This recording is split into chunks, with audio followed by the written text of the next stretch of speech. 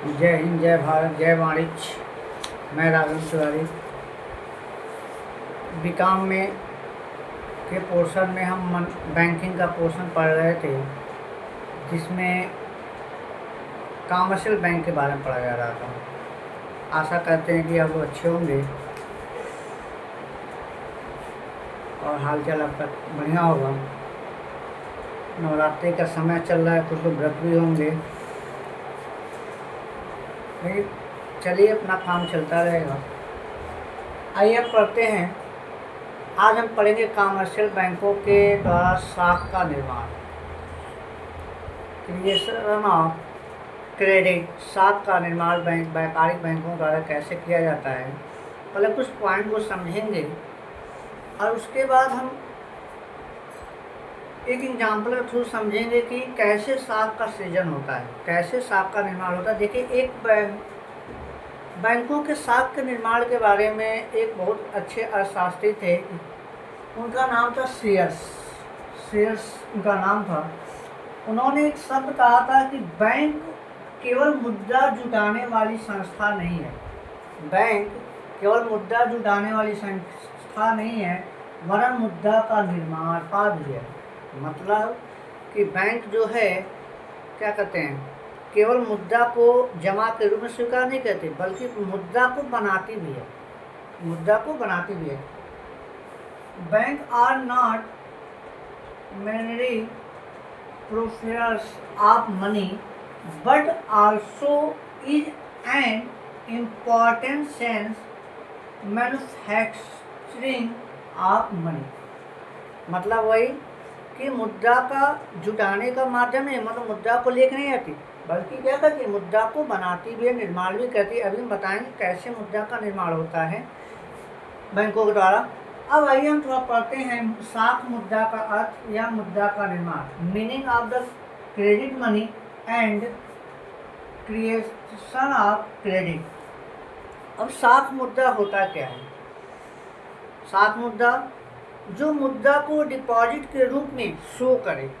एक शब्द में जानिए, जो मुद्रा क्या कहते हैं, डिपॉजिट के रूप में मुद्रा को शो करे, दिखाए कि हाँ मुद्रा जमा है कहीं ना कहीं बैंक में, तो उसे ही हम साख मुद्रा कहते हैं अपनी भाषा में।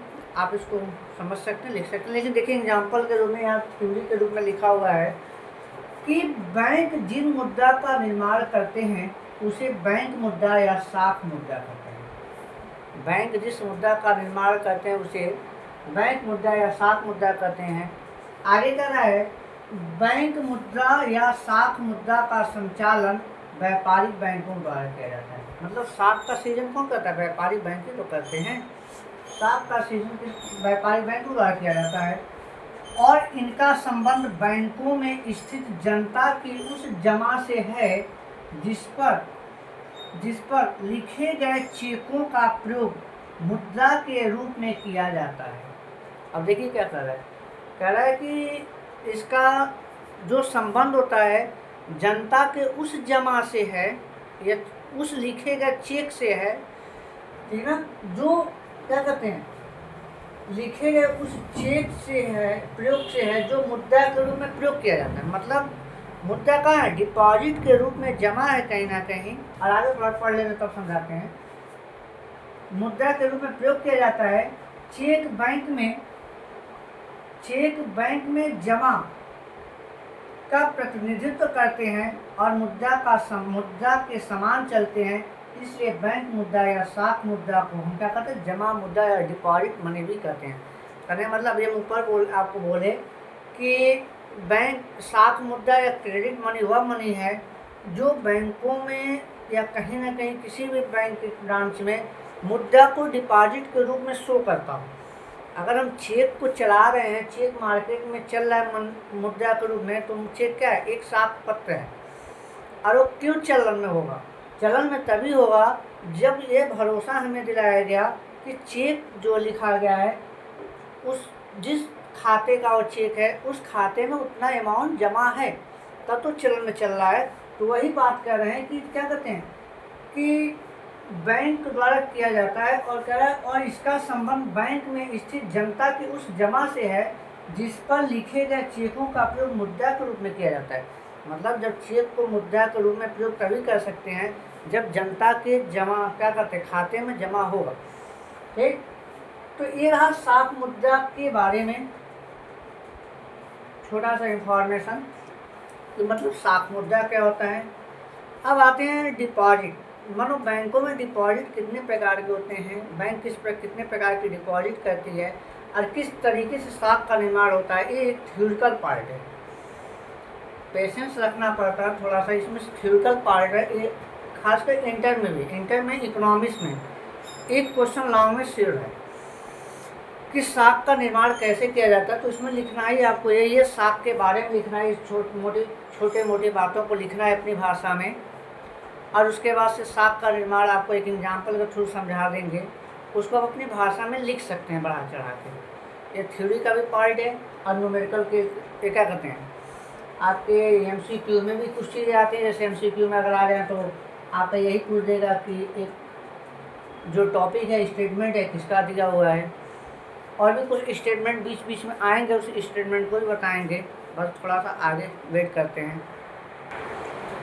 हाँ, अब हम पढ़ेंगे बैंक में जमा कितने प्रकार के होते हैं, बैंक द्वारा जमा कितने प्रकार का होता है और साख का निर्माण कैसे होता है, इसको बारे में समझेंगे।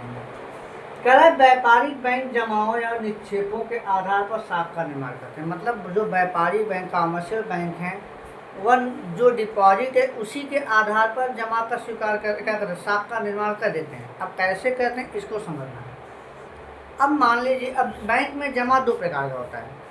पहला होता है प्राइमरी डिपॉजिट, दूसरा होता है डेरिवेटिव डिपॉजिट, जिसको हम प्रारंभिक व्यय और व्युत्क्रम जमा कहते हैं। प्रारंभिक व्यय क्या होता है, सीधे कोई जमाकर्ता अपने खाते में ले जाकर पैसा बैंक में जमा कर दे तो उसे हम प्रारंभिक व्यय कहते हैं। उसे क्या कहते हैं हम, प्रारंभिक व्यय।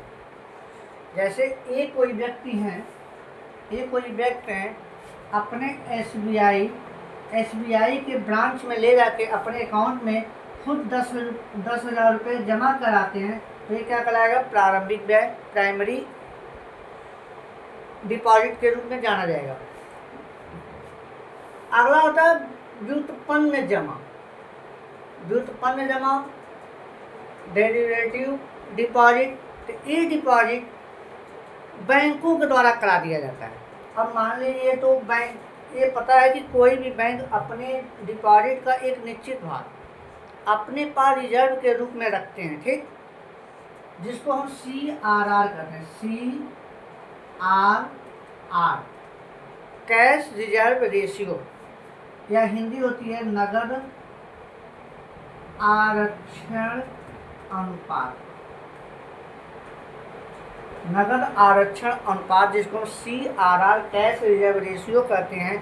प्रत्येक व्यापारिक बैंकों को अपने कुल जमा का एक निश्चित भाग अपने पास रिजर्व के रूप में रखना पड़ता है, ताकि कस्टमर जो उनके हैं कब पैसे की मांग कर दें, ये अनुमानता होता है कि इतना % मांगा जा सकता है। जबकि RBI का निर्देश है कि प्रेजेंट टाइम में, वर्तमान में, ये CRR की रेट है 3%। मतलब 3% यही रेट है कि मतलब अपनी कुल जमा का 3% हर बैंक और व्यापारी बैंक अपने पास क्या करें, रिजर्व के रूप में, कैश रिजर्व रेशियो के रूप में रखेंगे, ठीक।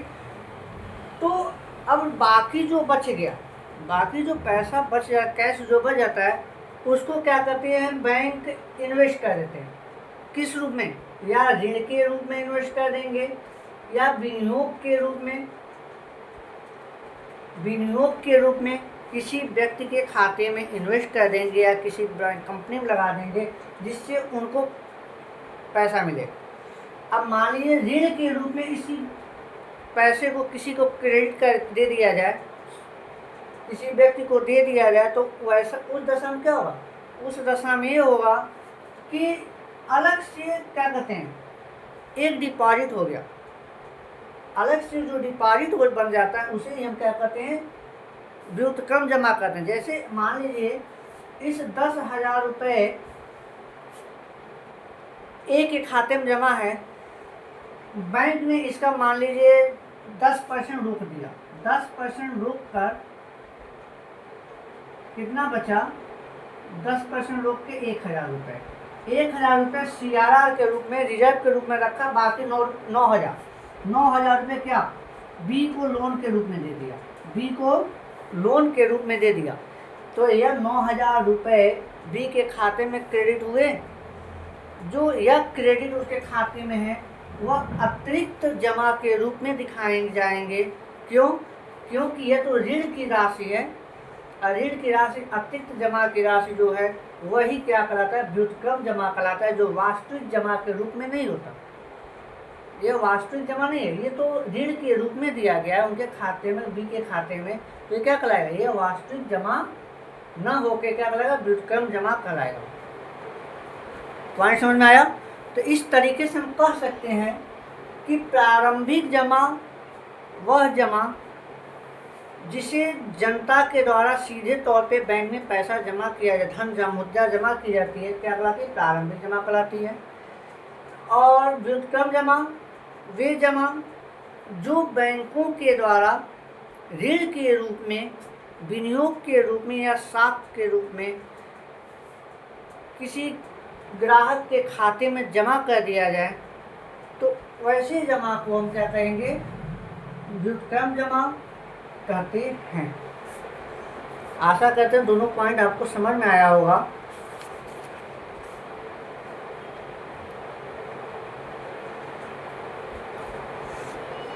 अब इसी पॉइंट के लिए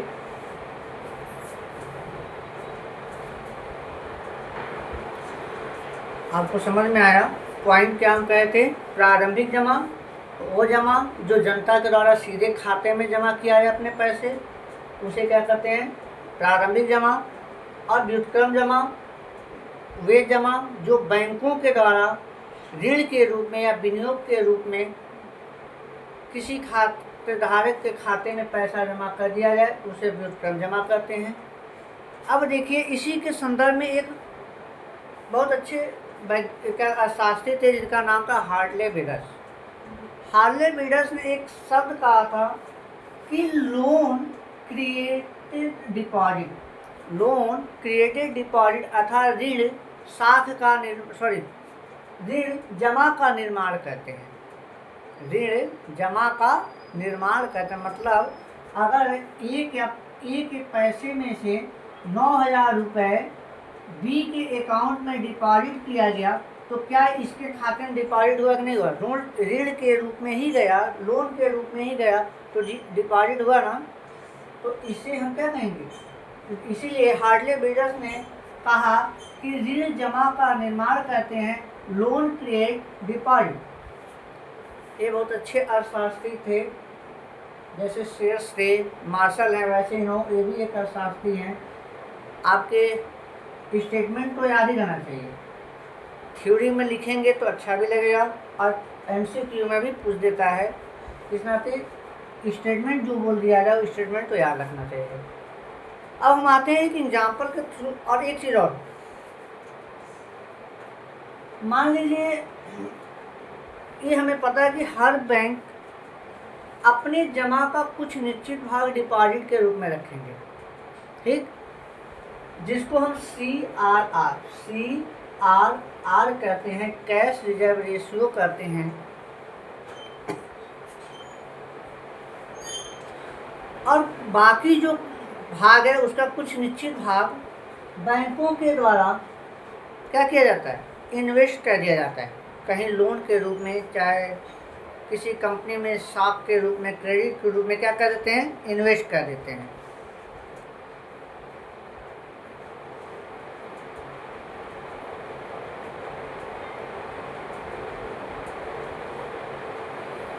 लेकिन ऐसे ही जमाएं जो इन्वेस्ट की बात, लोन की बात है, सभी बैंक अधिक से अधिक मात्रा में करने लगे। हर बैंक अधिक से अधिक मात्रा में जो अपने पास जमा राशि है उसको हम वो क्या करें, इन्वेस्ट करने लगे, लोन के रूप में बांटने लगे। तो इस दशा में जो होगा, साख का बहुत अधिक विस्तार होगा, क्योंकि जब डिपॉजिट ज़्यादा हो रहा है ना, लोन के रूप में पैसा ज़्यादा जा रहा है। तो इस प्रक्रिया को हम क्या करते हैं, इस प्रक्रिया को हम कहते हैं जमाओं का बहुगुणक बहुगुणक विस्तार, जमाओं का बहुगुणक विस्तार। अब इसको लिखते हैं, थोड़ा व्हाइट बोर्ड साफ करते हैं 1 मिनट। हमने बोला कि प्रत्येक बैंक अपने एक कुल जमा का एक निश्चित भाग अपने पास रिजर्व के रूप में रखते हैं, जिसको हम नगद आरक्षण अनुपात CRR कहते हैं। प्रेजेंट टाइम में आपका 3% प्रत्येक बैंक को अपने कुल जमा का अपने पास रखना अनिवार्य है। अब इसमें कुछ घटा बढ़ा होगा तो प्रेजेंट टाइम का फिलहाल मेरे पास जो आंकड़ा इतने का है, अभी तक कुछ अर्थव्यवस्था में चेंजिंग हुई तो हम नहीं बता सकते, थोड़ा देखना पड़ेगा, उसके लिए क्षमा प्रार्थी है। लेकिन CRR तो समझ में आया, कैश रिजर्व रेशियो क्या होता है, कि मतलब व्यापारिक बैंकों द्वारा अपने जमा का जो निश्चित भाग अपने पास नकद रखना होता है सुरक्षित, उसे हम CRR या कैश रिजर्व रेशियो या नकद आरक्षण अनुपात हिंदी में कहते हैं उसको। और उसके बाद जो कैश बच जाता है उसे रिजर्व के रूप में क्या करते हैं, लोन के रूप में या विनियोग के इन्वेस्ट के रूप में कहीं ना कहीं इन्वेस्ट कर दिया जाता है। तो उसे दशा में अगर सभी बैंकिंग प्रणाली मतलब जितने बैंक हैं वे सभी बैंक अगर एक साथ अपने शेष राशियों का रिजर्व के पास रूप में रखे धनराशि का के बाद जो बचता है उसको इन्वेस्ट करने लगे ऋण के रूप में या किसी अन्य रूप में, तो उस प्रक्रिया को हम क्या कहेंगे, जमाओं का बहुगुणक विस्तार। जमाओं का बहुगुणक विस्तार कहते हैं। Multiple explanation of the bank deposit कहते हैं। देखिए यहाँ लिखे भी हैं कि संपूर्ण बैंकिंग प्रणाली में साख मुद्रा के निर्माण की प्रक्रिया को ही जमाओं का बहुगुणक विस्तार, multiple explanation of bank deposit कहते हैं। ठीक है, मतलब जब सभी बैंक साख का निर्माण करने लगे अधिक मात्रा में तो वह क्या कहलाएगा, जमाओं का बहुगुणक विस्तार कहलाएगा। आशा करते हैं पॉइंट आपको समझ में आया होगा। एक छोटा सा एग्जाम्पल है, उस एग्जाम्पल को समझते हैं और उसके बाद हम समझ जाएंगे कि बहुगुणक विस्तार क्या होता है, साख का निर्माण बैंक कैसे करता है।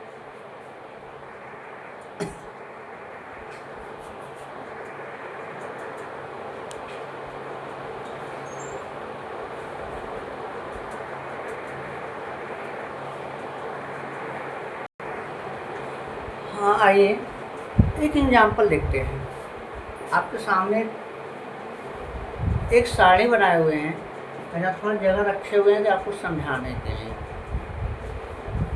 दे रहे हैं कि बैंक नई जमा, प्रारंभिक जमा, बैंकों का नकद कोष अनुपात 20% मान लिया गया है ताकि सीधा रहेगा, काटने में कोई दिक्कत नहीं होगी। ऋण जमा, व्युत्क्रम जमा। प्रारंभिक जमा आपको पता है जो सीधे तौर पे जमा होता है, और व्युत्क्रम जमा जो बैंकों के द्वारा ऋण के रूप में जमा कर दिया जाता है, वो क्या कहते हैं, व्युत्क्रम जमा। आइए देखते हैं। मान लीजिए कोई ग्राहक, कोई भी ग्राहक ABCD नहीं, बैंक का नाम ही लिया ना, ABCD। मान लीजिए कोई ग्राहक आपका बैंक ए में 100 रुपया जमा करता है। बैंक ए में कितना जमा करता है, 100 रुपये जमा करता है। और बैंक 100 रुपये का 20, उसे अनुमान है कि 20% रुपया जो ग्राहक है मांग सकता है, बाकी का पैसा जो बचा हम चाहें इन्वेस्ट कर सकते हैं। तो क्या किया उसने, 20%, 100 रुपये का 20% आप निकालेंगे तो कितना आएगा, 20 रुपये तो आएगा। ये 20 रुपया नगद आरक्षण के रूप में रख लिया। बाकी जो बचा 100 में से 20 जाएगा, 80 रुपया बचा, वह 80 रुपया किसी अन्य ग्राहक, मान लीजिए श्याम को मान लीजिए श्याम के खाते में जमा कर दिया। श्याम के खाते में ऋण के रूप में श्याम को दे दिया मान लीजिए। तो ये क्या हो गया, ये जो था प्रारंभिक 100 रुपया जमा है, ये नगद आरक्षण हो गया। और जो बाकी 80 रुपये की जो डिपॉजिट है श्याम के पास, वह कौन सा हो गया, व्युत्क्रम जमा हो गया। क्या हो गया, व्युत्क्रम जमा हो गया। अब श्याम भी तो बैठे नहीं रहेंगे, श्याम उस पैसे को उठाए, अपने बैंक में चले गए। मान लीजिए उनके बैंक का नाम बी हो, उनके बैंक का नाम क्या हो, बी हो। तो श्याम क्या किए, उस बैंक को अपने इस 80 रुपये को उठा के कहाँ रख दिए, अपने खाते में जमा कर दिए। तो अब ये क्या हो गया, बी बैंक में क्या हुआ, ये प्रारंभिक जमा हो गया। क्या हो गया, बी बैंक में प्रारंभिक जमा हो गया। अब बी बैंक के पास भी अनुमान है कि 20% मांगा जा सकता है हमसे, बाकी वो इन्वेस्ट कर सकते हैं। तो मान लीजिए बी बैंक क्या किए, इस 80 रुपये का 20%, 80 रुपये का 20% अगर निकाल दें तो 1010 आया मेरा 16 रुपया। 16 रुपया कैश रिजर्व के रूप में रख लिया गया, कैश रिजर्व के रूप में रखा गया। और उस कैश रिजर्व बाकी जो बच गया 80 में से 16 उठा के बी ने क्या किया, एक अन्य ग्राहक मोहन को, मान लीजिए मोहन हो गया, सोहन हो गया, जो भी हो गया, मान लीजिए मोहन को उन्होंने ऋण के रूप में दे दिया। क्या कहते हैं, जमाओं के बहुगुणक विस्तार बता रहे हैं, समझिएगा इसको। अरे एग्जाम थ्योरी के रूप में इम्पोर्टेंट है, खास करके इकोनॉमिक्स के लिए जो इंटर में इकोनॉमिक्स पढ़ते हैं। तो बी ने क्या किया, श्याम ने क्या किया, अपने 80 रुपये को जमा किया, प्रारंभिक जमा 80 रुपया होगा बी के खाते में। मान लो श्याम के खाते में जो 80 रुपया जमा किया गया वो बी बैंक के लिए क्या प्रारंभिक जमा हो गया। और उसने 16 रुपये CRR रख लिया और 64 रुपये किसको दे दिया, मोहन को दे दिया। अब मोहन को दे दिया तो मोहन भी 64 रुपया लेके बैठेंगे नहीं, वो भी कुछ ना कुछ करेंगे। हो सकता है वो चले गए अपने बैंक में, मान ली उनका बैंक सी हो, उनका बैंक क्या हो, सी हो, वो बैंक में गए 64 रुपये वहाँ दे के आए।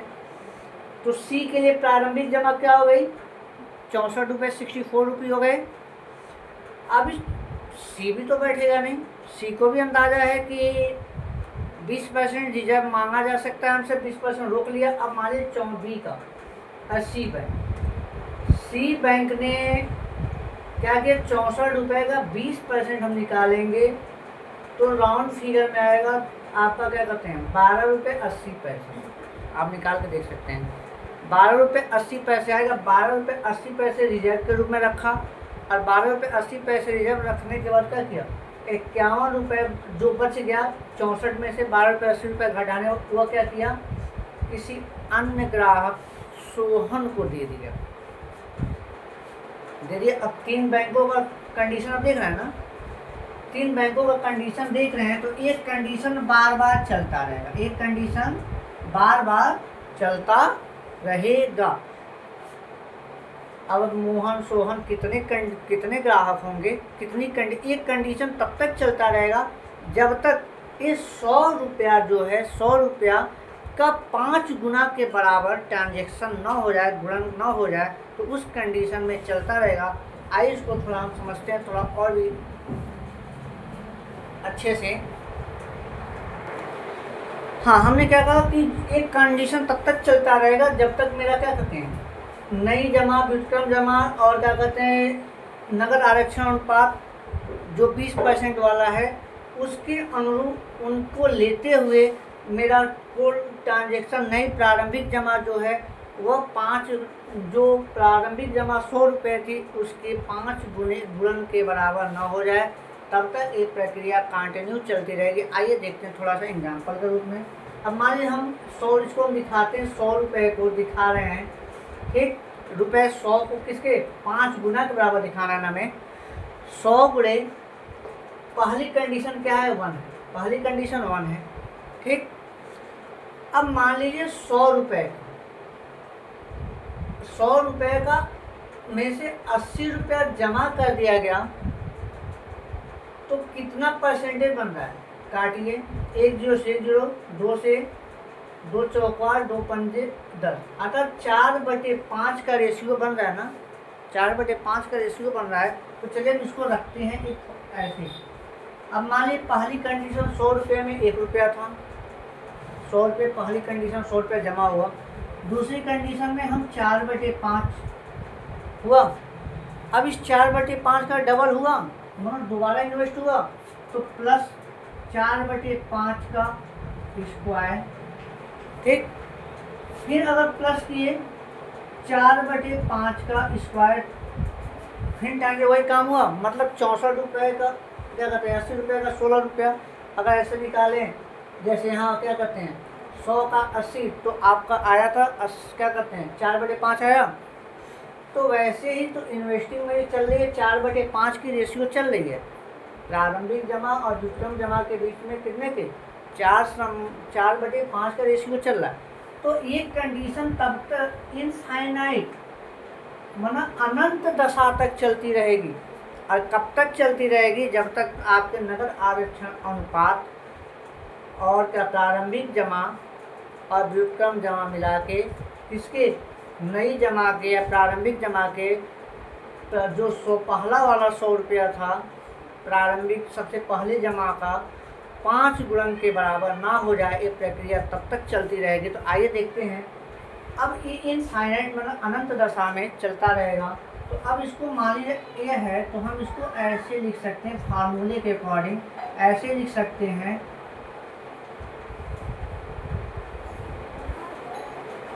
100 रुपये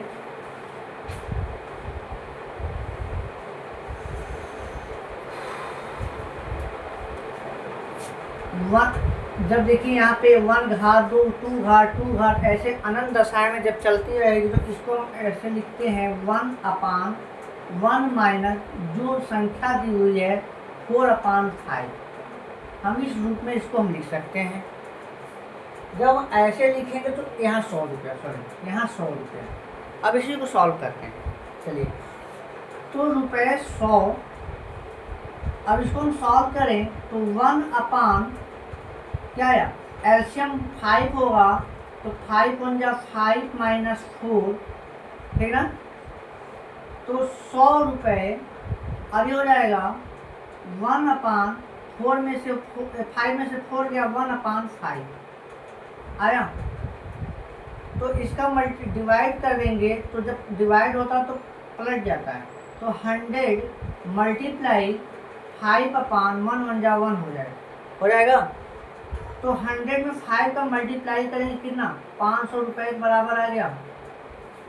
500 रुपये के बराबर है। एक प्रक्रिया चलती रही। तो अब एक प्रक्रिया देखिए, प्रारंभिक 100 रुपया 5 गुने के बराबर हो गया, मतलब यहाँ 100 रुपये 5 गुने के बराबर प्रारंभिक उसके 100 बराबर हो गए। और ये भी इसका भी वही कंडीशन है, ये भी किसका 100 रुपये बराबर। अरे जो रेशियो 400 जोड़े, इसको देखिए 400 500 के बराबर आपके आगे। मतलब एक कंडीशन तब तक चलती रहती है जब तक संपूर्ण जमा, मतलब जो जितनी जमा जितनी ट्रांजैक्शन है, ठीक ना,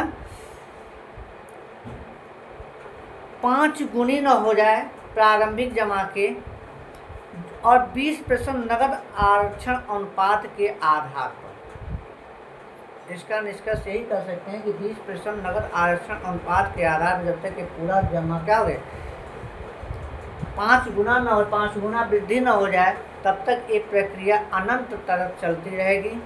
ठीक। और इसी क्रिया हम क्या करते हैं शाख का निर्माण करते हैं। देखिए शाख का निर्माण हो भी रहा है कंडीशन बाय कंडीशन।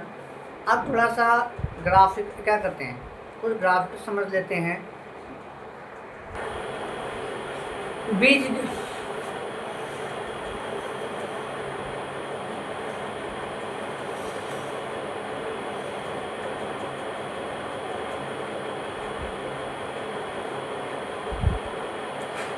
गणितीय मॉडल अगर हम आए तो इसको जो जमा राशि है, ये जो शाख का सृजन, उसको हम ऐसे दिखा सकते हैं डेल्टा डी बराबर 1/r डी अल्फा के, ठीक है। अब देखिए जहाँ पे डेल्टा डी को हम क्या कर सकते हैं, बैंकिंग प्रणाली में जमाओं में हुई कुल वृद्धि। बैंकिंग प्रणाली में कुल कितनी जमा हुआ उसको हम डेल्टा डी से दिखाएंगे, डिपॉजिट। और आर सी आर आर मतलब कैश रिजर्व रेशियो, और 1/r जमा का गुणन, मतलब जमा का क्या गुणांक है उसको प्रदर्शित करता है।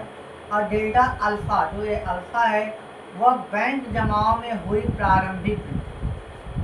मतलब जो बैंक है पहली बैंक में, प्रारंभिक बैंक में जो जमा हुआ था, जो जमा करने से जो वृद्धि हुआ था, वह डेल्टा अल्फा के रूप में दिखाएगा। ये आपका बीजगणितीय मॉडल है। कौन सा मॉडल? बीजगणितीय मॉडल। अब गणितीय मॉडल में देख लेते हैं थोड़ा सा।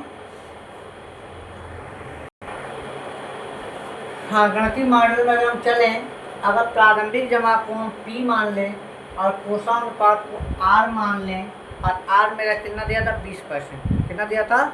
20%। तो total deposit equal to P/R लिख सकते हैं। टोटल डिपॉजिट क्या लिख सकते हैं? P/R लिख सकते हैं, TD। अर्थात कुल जमा बराबर प्रारंभिक जमा बटे कोषानुपात, CR। तो चलिए इसको सॉल्व करते हैं। प्रारंभिक जमा मेरा कितना था? 100 रुपये था। CRR में कितना है? 20%। तो 20/100 लिख सकते हैं, देख सकते हैं। तो चलिए सॉल्व करते हैं। 2 1 जा 2, 2 5 जा 10। तो 100/1/5। तो इसका मल्टीप्लाई इसमें हो जाएगा 100 मल्टीप्लाई 5 इक्वल टू 500। आ गया ना? जो पहले आए थे सॉल्व किए थे, एक गणितीय मॉडल एक तरीके से इसको सॉल्व कर सकते हैं। आगे 500 मतलब जो बताए थे कि कोषानुपात में हुए वृद्धि और प्रारंभिक जो जमा है के 5 गुणन के बराबर हो जाए, ये प्रक्रिया निरंतर तब तक चलती रहेगी जब तक ऐसा न हो जाए। ठीक, तो आशा करते हैं कि ये टॉपिक आपको समझ में आया होगा, ये वीडियो अच्छा लगेगा आपको। अब साख की सीमाएं, साख निर्माण की कुछ सीमाएं हैं, कुछ कमियां हैं, इसके बारे में नेक्स्ट वीडियो में पढ़ेंगे। वीडियो थोड़ा लॉन्ग हो गया, लेकिन पूरी साख का निर्माण प्रक्रिया, प्रोसेस, एग्जाम्पल के थ्रू हम समझ लिए। नेक्स्ट वीडियो के लिए अगले टाइम पे, तब तक के लिए जय हिंद, जय भारत, जय वाणिज्य।